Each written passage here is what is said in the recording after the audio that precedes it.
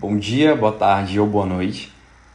Eu sou o Lucas Aires Alencar Ferreira e juntamente com a Leandra Giovana Carvalho Góes e a Maria Clara Cordeiro Pimentel, alunos do curso de Medicina da Universidade Estadual de Roraima, vamos apresentar sobre o câncer de cólon e reto, falando dos fatores de risco, fisiopatologia e muito mais. Então, o carcinoma coloretal é o segundo câncer que mais mata no mundo e possui uma taxa global de sobrevida em 5 anos de 50%. Isso mostra a importância que esse câncer possui para a saúde mundial e também mostra que deve ser dada uma atenção especial a ele.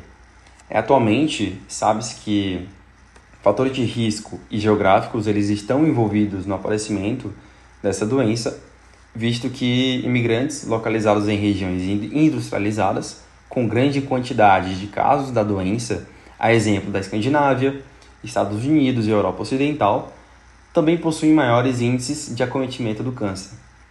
Já no Brasil, conforme dados de 2023 do Instituto Nacional de Câncer, o INCA, a estimativa para novos casos de câncer intestinal em cada ano do período de 2023 a 2025 é de 45.630 casos.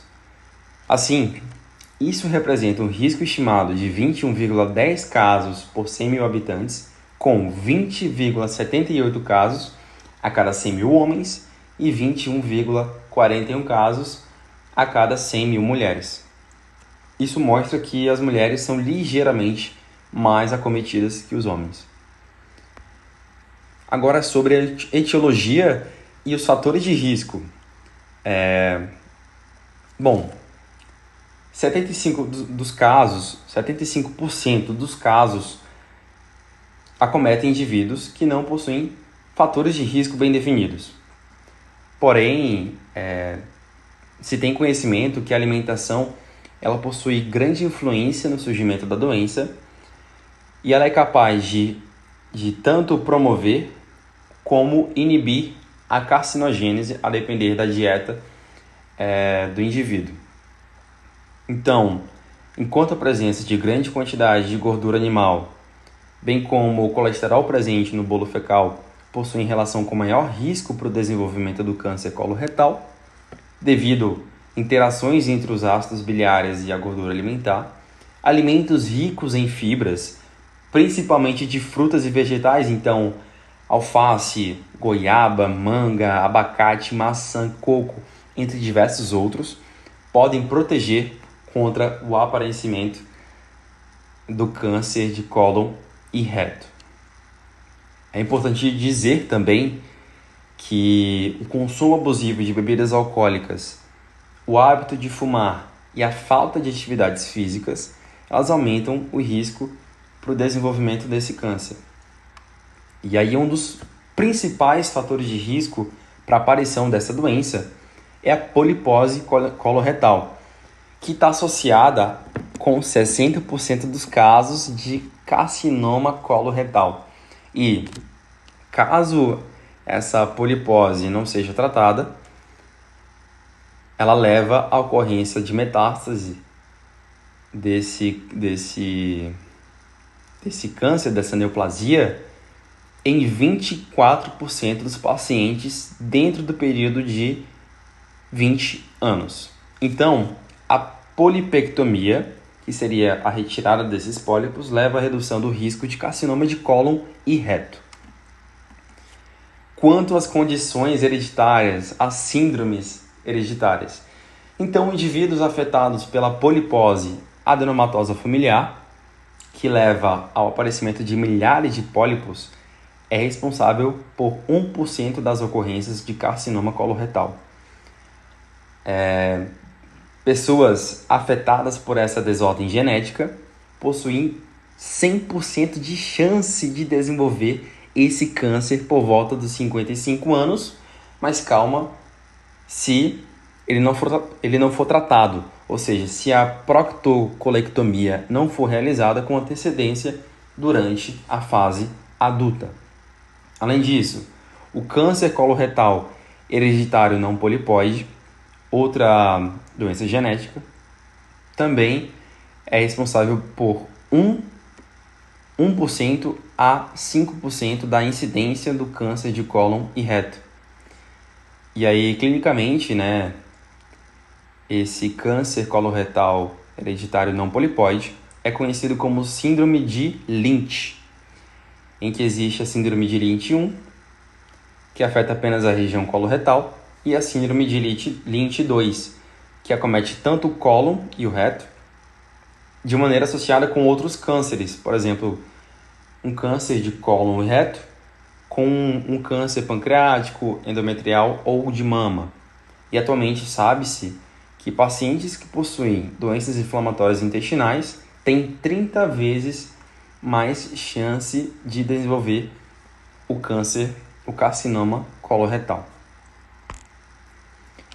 Bem, e existem marcadores moleculares para esse tipo de câncer, porém muitos estão sendo estudados. Então, futuramente, a presença de determinadas moléculas específicas intratumorais, como o DCC, que é o apagado no câncer coloretal, ou a perda de heterozigosidade do cromossomo 18q, alterações tanto no gene e na proteína, consequentemente, que seria o inibidor de quinase dependente de ciclina 1b, o P20, o P27 KIP1, instabilidade de microsatélites de DNA, mutação do gene CRAS, um nome abreviado para o gene homólogo do oncogene viral do sarcoma de rato Kirsten, ou timidilato sintase,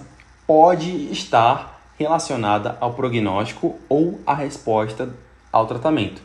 Mas atualmente, esses marcadores moleculares eles não são considerados no sistema de estadiamento.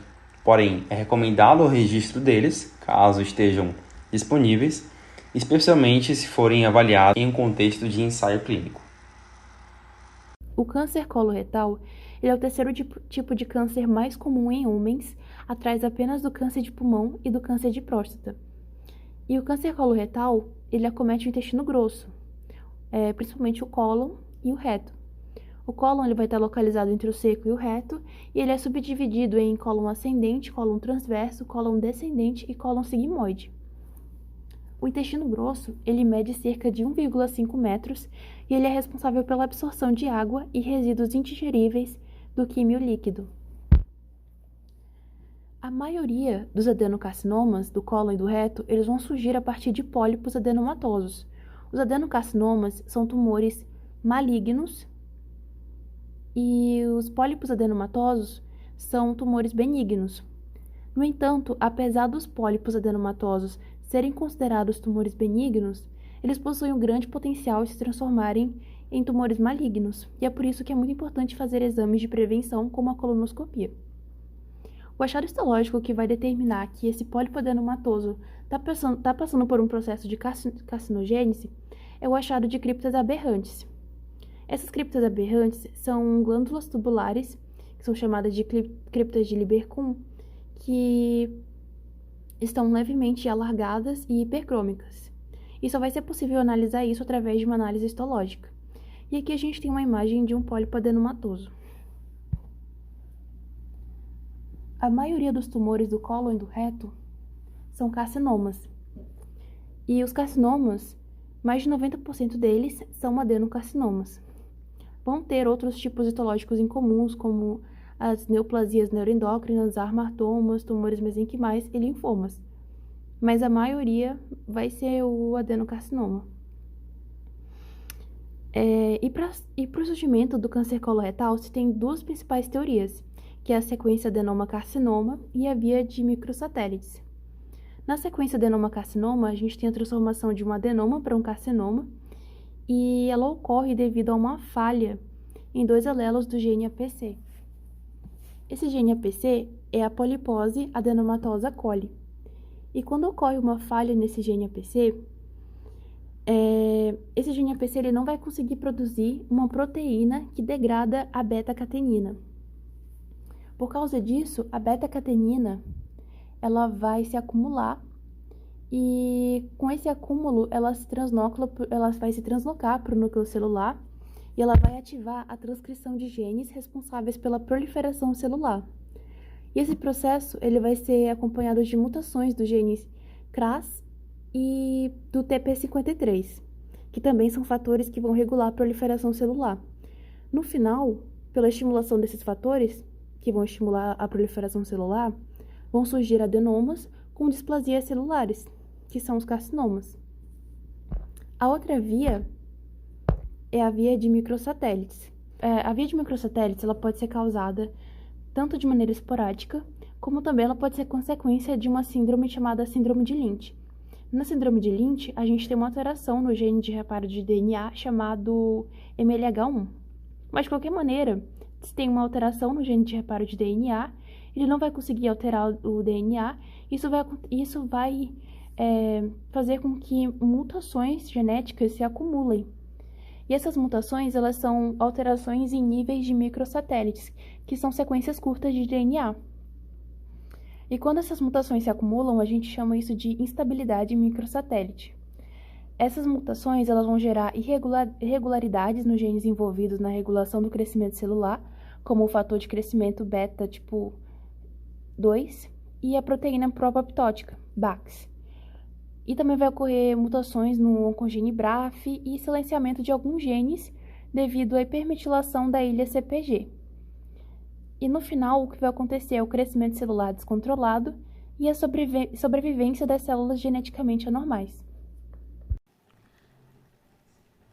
A respeito dos sintomas, habitualmente os indivíduos com câncer coloretal em fases iniciais não apresentam sintomas. Então, esses diagnósticos, eles acabam acontecendo após o aparecimento da sintomatologia, eles costumam ser adiados. As evidências apontam que aproximadamente 86% das pessoas com menos de 50 anos são diagnosticadas na vigência de sinais e sintomas, o que significa, na maioria das vezes, que a doença já está avançada e reflete negativamente no prognóstico. Os sintomas de câncer de colo de reto podem ser devido ao crescimento tumoral no lumen intestinal ou pela invasão de órgãos adjacentes, o que, claro, sugere doença avançada.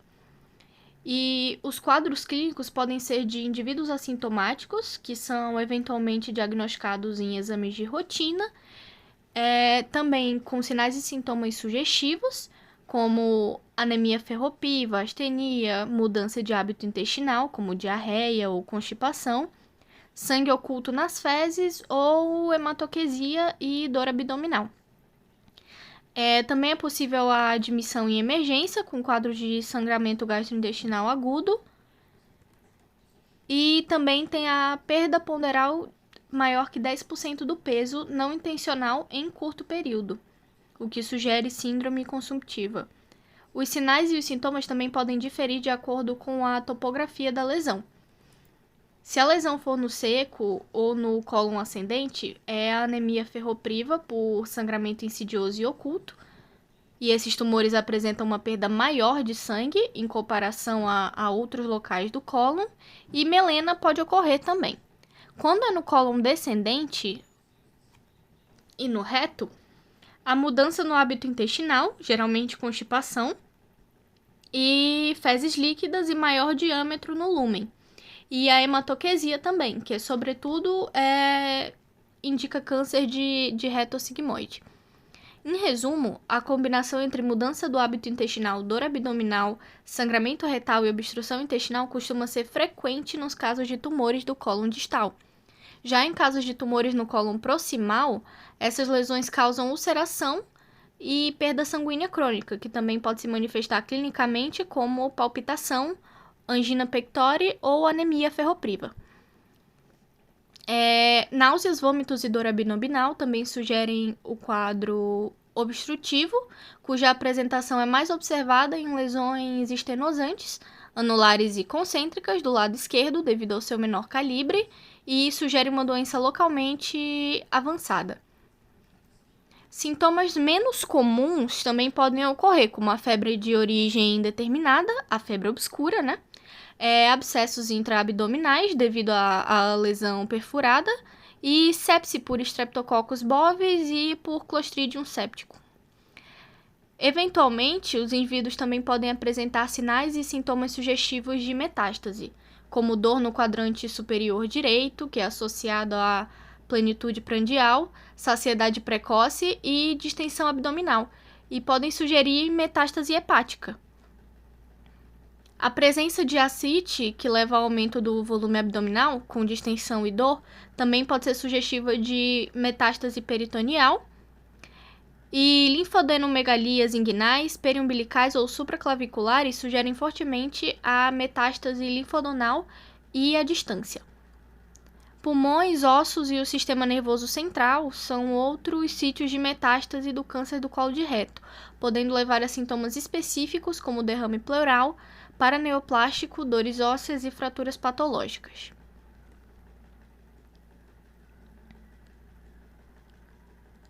No tocante ao diagnóstico, o diagnóstico de câncer de colo de reto ele pode ser realizado em 2 cenários, como nós já discutimos antes, que habitualmente refletem prognósticos distintos.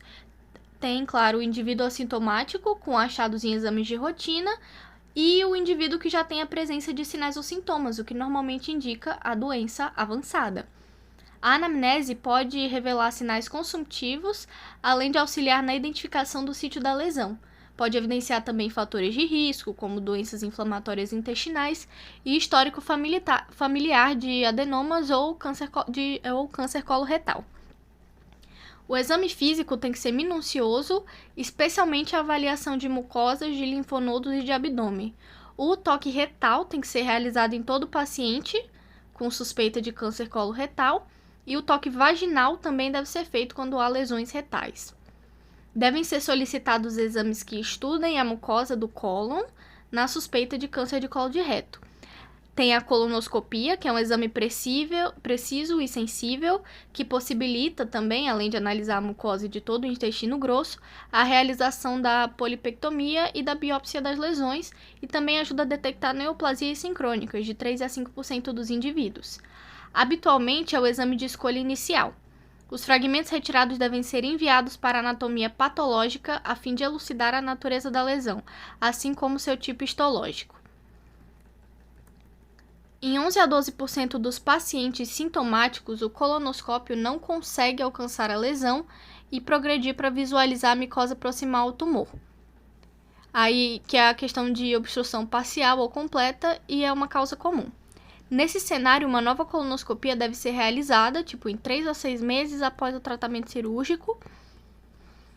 E nós também temos a retossigmoidoscopia flexível. Pode ser realizada quando há massa palpável ou toque retal. Entretanto, uma colonoscopia deve ser realizada posteriormente para afastar pólipos e neoplasias sincrônicas nos outros segmentos do cólon. Ademais, o aumento da incidência de câncer de cólon direto justifica essa prática. A colonoscopia virtual, que é uma colonografia por tomografia computadorizada, é um exame que fornece uma perspectiva intraluminal do cólon a partir do computador. Apresenta resultados semelhantes à colonoscopia, mas ela não deve ser realizada em pacientes obstruídos.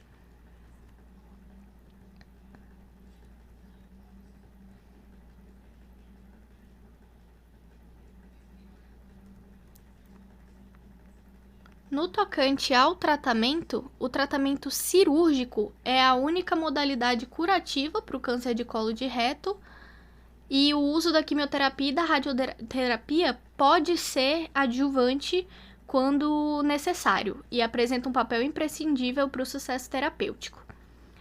A polipectomia é realizada habitualmente no momento da colonoscopia e o fragmento é enviado para o estudo anatomopatológico.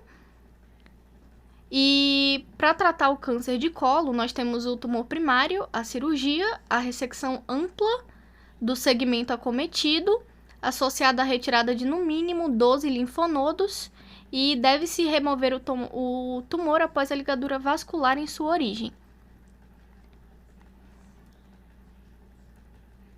E para os pacientes com doença disseminada, o tratamento cirúrgico permanece sendo controverso, porque a maioria deles não poderá ser curada, mas deve-se considerar a realização do procedimento naqueles com risco ou que evoluem para obstrução intestinal.